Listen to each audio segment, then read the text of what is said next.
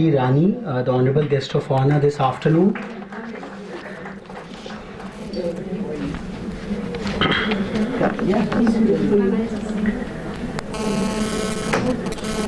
We welcome you, ma'am. I am what my mother has crafted me in the last 30 years, impregnating some of the very astounding values and ethos and formulating my initial worldview. I would be probably what my wife would be chiseling me for the rest of my life. Interestingly, she only dressed me for this occasion and forced me in fact to wear this tie which I generally desist, and gave some of her last minute tips that how should you present in front of a all women audience. In fact, she has been the inspiration behind this entire event. We had been celebrating and commemorating it in our own private way. She said, why not you commemorate some of the finest women engineers and scientists across the country. So women are our inspirations in all our fields. We men are what our women have chosen us to be and continuously keep on guiding us on that. Our mothers, our sisters, our wives and our daughters. These have probably been the four hallmarks of the outlet of feminine love and affection and care in the conventional Indian society. A grand, sensitive societal edifice has got erected around these non-compromising, firm principles of men and women relationships. Unfortunately, the contagion of consumerism coming in the space of neoliberalism is somewhere rupturing these sacred bonds. There is an invasion of these sacred ties. The events in the recent past have been really alarming. This is probably not the sociological platform to discuss all the more. But in the light of the whole I Aspire campaign which we intend to initiate right away, we feel in our personal opinion that the invasion of the sacred bonds across the spectrum has grown to be one of the retarders of the ascendance of women on all four fronts. What started as a celebration of respect and appreciation and love towards women, the International Women's Day, originally which was International Working Women's Day, has grown to be a celebration of women's economic, political and social achievements. Today in this August hall, we have all assembled here to celebrate the accomplishments of India's most inspiring women engineers and scientists, along with that of a significant section of women edu leaders and edupreneurs who have given immaculate contribution in the field of engineering education. Before we move on to felicitate these inspirational women, we would like to cite an interesting facet, an alarming one indeed, about our academic as well as R&D institutions. At Engineering Watch, we have been carrying out a lot of analysis and research for the last 4 years. And to our utter agony and astonishment, we find women at the helm of affairs either by chance or either by as an exception or either by accident. Be it the Indian Institutes of Technology, be it the National Institutes of Technology, be it the other premier institutions, we hardly find a women director leading and guiding the institution at large. Out of the whole lot of private universities which have come over in the last 10 to 15 years, there is some ray of hope somewhere. The deemed to be universities have the same spectrum. The 550 odd state universities are all male bastions. There are, however, certain exceptions. We have with us on our dais some of the leading edu leaders. We have Professor Nupur Prakash, the Honorable Vice Chancellor of the Indira Gandhi Technical University for Women, who has broken the glass ceiling and come up to the topmost position. We have with us Mrs. Grace Pinto, inspiring edupreneur, having been founded 120 schools across the globe. And we have also Dr. Madhu Chitkara, who founded the Chitkara University and is leading the light in the space of engineering education across. The scenario is probably quite dismal and alarming even in our research institutions. We sent invitations to all our R&D establishment, the directors and the people leading over there. We could not find a single woman out there, though they have been generous enough to nominate sizable, the most inspiring women from their respective institutions, be it DRDO, CSIR, Department of Biotechnology, Department of Atomic Energy, ISRO. We just name it, and at the helm of affairs, we don't have women leadership. On the contrary, we have had enough women leaders in the political space, in the business space, but academia and research is probably lacking that that charm of the women which has to come and lead and take the India's research scenario to a different level. Now, what is the reason behind all this? Is it the lack of competence, or is it the unavailability of an enabling ecosystem? Probably not. It's all about the lack of an explicit leadership ambition and aspiration. This is being debated and advocated at all the international forum that due to the multifarious challenges, women somewhere scared to aspire for the top leadership positions. So today we are taking this opportunity on this occasion of International Women's Day. The International Women's Day, this year's theme, the equality of women, is being heralded as a short way to ensure the progress of all. We at Engineering Watch are unleashing a campaign, I Aspire campaign, where we would like to reach out to at least 10,000 women leaders across the spectrum and committing them to aspire for themselves for the top leadership positions in whichever institutions they are serving. So we are just circulating in self-declaration I Aspire placards amongst all of you, and these placards would be self-declaration with our own self. We just felt like we will fill it in at this August occasion in presence of each one of us, that I aspire to take on the leadership position at my institution wherever I am serving in whatever time it takes. So we would request you to all fill it in, and then we will have a group photograph with this formal declaration, the I Aspire declaration. So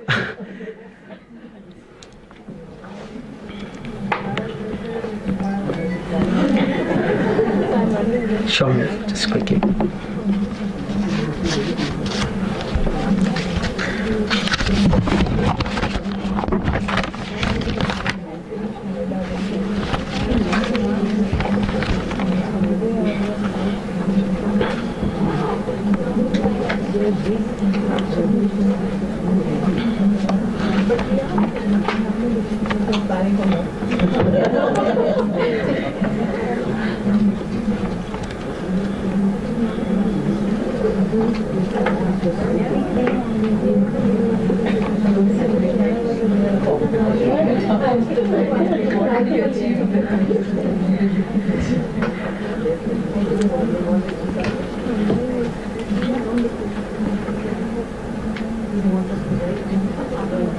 We have to just in the blank space write our name and our designation that's there, and we request you to all keep this placard along with you on your work desk so that you can keep on getting inspired by this.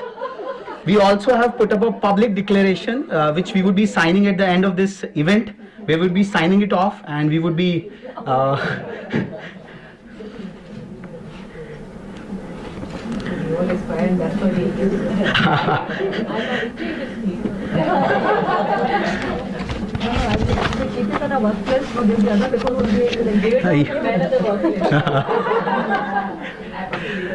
So once we have done, please, we can just stand up and just showcase it across so that our photographers can take a group photograph of it, which can be displayed across in times to come. Okay. My request is, I'm sorry I'm intervening. My request is all the ladies who are here today are here because of their own technical and educational qualification and background. I don't think you, on women, they want to reduce them to a showpiece with a placard. So they can sign this I don't know whether it's correct for me because everybody here is very distinguished vis-a-vis the educational background. The only contribution I have is sending two kids to school. So my request is if you... Ma'am, certainly all right, it's perfect, but the whole idea was like we have the women at all the senior positions. Especially because you have all senior ladies here. Sir. Your placard should read, I aspire for more, because they're already here, because they aspired and they achieved. True, ma'am, true. So, Sorry, sir, I interject. ma'am, well taken, the interjection is well taken. Always Yeah. speak out of turn. But just a clarification, our intent was simply to aspire for more and for the topmost leadership position at the helm of affairs. That was the whole idea behind.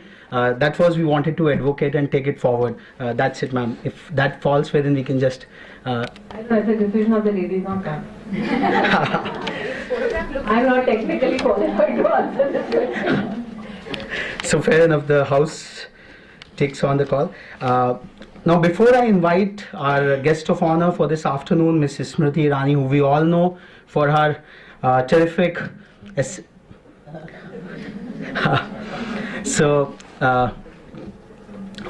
for standing for Indian womanhood by her lead role in the Magnus Opus in her character play as Tulsi Veerani, we all know that, and the way she is taking the voice of the Indian women as an emerging political leader on the Indian political scene. I would request ma'am to felicitate some of the eminent edu leaders we have with us this afternoon. I would request Mrs. Irani to please felicitate Mrs. Ved Sharma, the Honorable Chairperson of the NGF College of Engineering and Technology.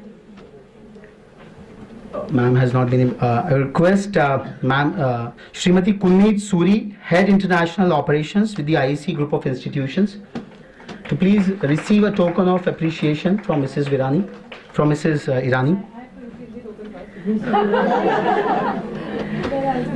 Tushar. Yes, sir. क्या हुआ? Kunneet ma'am. चलो.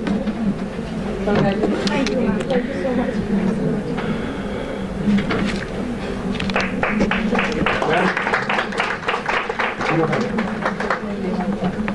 I would invite Dr. Pooja Agarwal, the director at Arya Group of Colleges.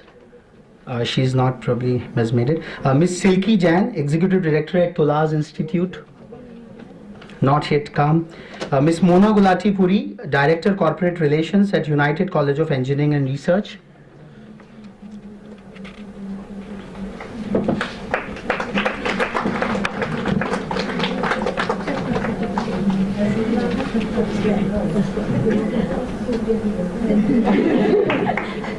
Ms. Poonam Sharma, Group Director at Accurate Group of Institutions. Not able to make it. Huh? No. Okay. Thank you, ma'am.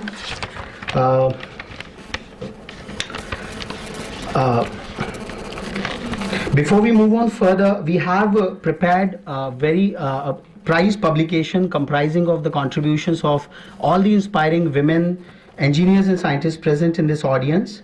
I would request all the dignitaries on the dais and Mrs. Irani to unravel this special publication which we have prepared for this occasion.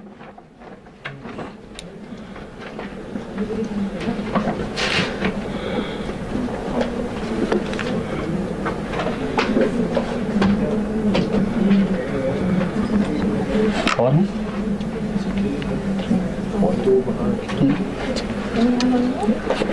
one I think we'll share. Do we have one more? Or we'll do this together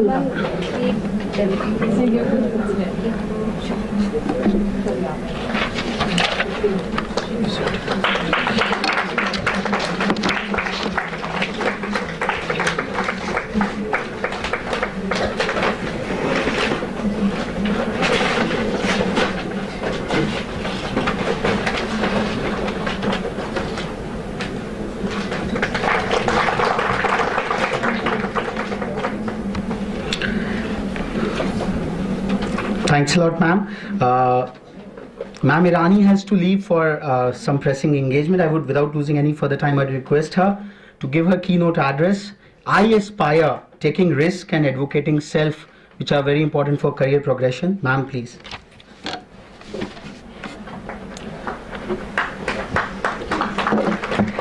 Distinguished ladies and gentlemen, I think that if you look at qualifications, then I'm the least qualified person in this room who has been given this opportunity, in fact, the privilege and honor of addressing such esteemed, such very honestly inspiring achievers as you ladies here this afternoon. The gentleman, and I have a very bad habit, I'm sure you've seen it at night with Arnab Goswami, of interjecting every time I feel somebody is going a little bit off track. Especially when it is said that women are scared to achieve. Many say women are scared to speak. And I often turn around and say it's not that we have a problem speaking, our problem is that we are rarely heard. And I'm here today not to preach, for you ladies are established enough, esteemed enough, have achieved enough, in fact, that I implore upon you that every public opportunity and platform that you receive to go out and guide women, irrespective of their field or their vocation, if you yourself can stand out and contribute through public speaking, I think lots and lots of young women will be encouraged to come into the field of science and technology and education. I said on this esteemed dais this afternoon that my only contribution, and I'm sitting amongst 3 edu leaders, is that I sent 2 kids to school, one being a son of 12 and the other a daughter of 10. And I had the opportunity of discussing the field of science and technology, though I'm only credited with crying on scene vis-a-vis the Tulsi character. I belong to a family where there is a mama who is into microbiology and a reader at a university, which is very esteemed and well known, but none of the ladies went into the technical field. When I looked at the data vis-a-vis science and technology and women per se at an international level, it was found that in India, as we speak, and there's a celebration that there are more women leaders today in politics as compared to science and technology, nothing could be wrong. Worse than this particular statement, because in terms of political enhancement and political office and political leadership, African nations are doing far better. In fact, even Afghanistan is doing much better than India is in terms of women and Indian politics. When it comes to science and technology, one finds that the entry point itself for young women vis-a-vis science and technology is filled with challenges. Today, while we celebrate the fact that women in all walks of life are coming forward, if you look at the data vis-a-vis all the IITs, IIMs, one will find that the ratio of men is to women in IITs and IIM varies from 14:1 to 10:1. And in top colleges and states, that ratio is 8:1. Which means that when entry-level challenges are not addressed, you are very rarely going to find women as departmental heads or institutional heads. One of the challenges that one finds when we talk to young women about science and technology and their desire to be a part of it, they say that जब आपको engineering में जाना है तो उससे पहले पढ़ाई करनी पड़ती है, कोचिंग करनी पड़ती है, और माता पिता को लगता है कि तुम कोचिंग करके क्या करोगी, शादी करो, बैचलर्स की डिग्री लो और ससुराल जाओ. And one finds that statistics says that out of all the coaching institutes in the country, specifically with regards to science and technology, one finds that when it comes to training of women and young girls, only 17 to 20% of all these coaching institutes actually coach women to prepare for a career in science and technology. In fact, I had the privilege of going to the Bhabha Atomic Research Center on Women's Day a few years ago, and I was told कि पूरा hall खचाखच औरतों से भरा होगा, आप आइए और आप महिला दिवस पर सबको शुभकामना दीजिए. I went and the hall was full. And I asked them, मैंने कहा भाभा Atomic Research Center में एक पूरा हॉल भरा है औरतों से. So while the men on the dais were gleaming, the female scientist next to me nudged me and said, 75% of the administrative staff is women, but scientific staff is only 25%. Which is true, as is seen in many institutions. So there are many who tell us कि लड़की को पढ़ाकर और वो भी engineer doctor बनाकर क्या फायदा है. And to find an answer for that taunt, I actually looked back at a research which was published in 1996 by a gentleman called Subba Rao and L. Rainey, which actually quantified the benefits of educating a girl child. And in this particular research, a research of 72 nations were done. And there was a presumption, the base of the research was such that what are the benefits accrued to a nation by educating a woman? It was found that if in these 72 nations in the year 1975, if the governments in these nations had involved the entire administration in increasing the per capita income of every citizen, then the impact on the health of that nation was such that they could not stop infant deaths in that country. Then there was another research which said that what if in these 72 nations we double the number of doctors and qualified doctors the minute they increase, so shall decrease the number of infant deaths in such countries. Well, it was found that in 10 years from 1975 to 85 in these 72 countries, when you double the number of doctors, infant deaths came down by only 2.5%. Then the researchers went back and studied that what if in these 72 nations, in the year 1975, lots of money was poured into secondary education and higher education for women in those countries. And lo and behold, researchers found that in such nations where education for women was given top priority by the state, it was found that infant deaths came down by 64% in 10 years. Well, this was the data published in 1996. And in modern times, it was found that the United Nations Global Monitoring Report, which looked upon illiteracy challenges across the globe, found that when you educate women and when you bring down the gender gap in employment, then those nations, and 15 of them were studied, out of which one was India, in those nations where gender gap in employment, and specifically in terms of even science and technology, when the gender gap was narrowed, then the per capita income of that nation by the year 2020 is estimated to go up by 14 to 15%, and by 2030 per capita income in that nation is estimated to rise by 20 to 22%. That's why every man I meet, I tell him कि औरतों को पढ़ाने में न सिर्फ समाज को फायदा है बल्कि राष्ट्र को भी फायदा है. Hence, I'm sure that the wife that you paid respect to and wore the tie, I'm sure if you actually had given the opportunity, she would have also written you a very good speech. I will only say this. You are leaders in the field of science and technology. You are leaders in the field of education. My request to you is this. I come here today not to be a part of the Women's Day celebration. Very honestly, for me, every day is Women's Day, because every day begins and ends with what the woman in the household is doing. I came here today out of pure lalach. I came here out of a sense of greed. Sense of greed because I know the ladies that I will meet today. I have never met this organization before in my entire life. Very honestly.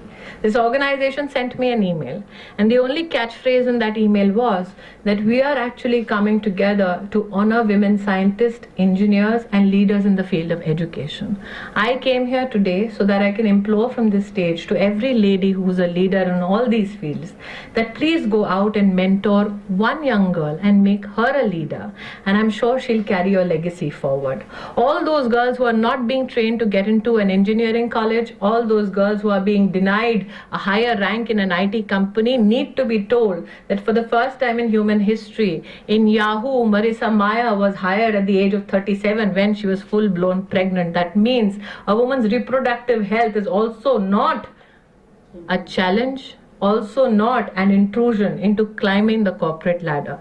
Though we do celebrate women coming up in corporate India, and presume that women in corporate India are doing much better, I'm sure Grace will also have this particular research because we've met on many occasions before. Corporate India and women are not doing that well either. I don't know about your company and what the pay structure is, but in corporate India, women are still fighting for equal wage for equal work. And the honest fact is that out of 1,500 companies that are listed, only 355 companies have women on their board.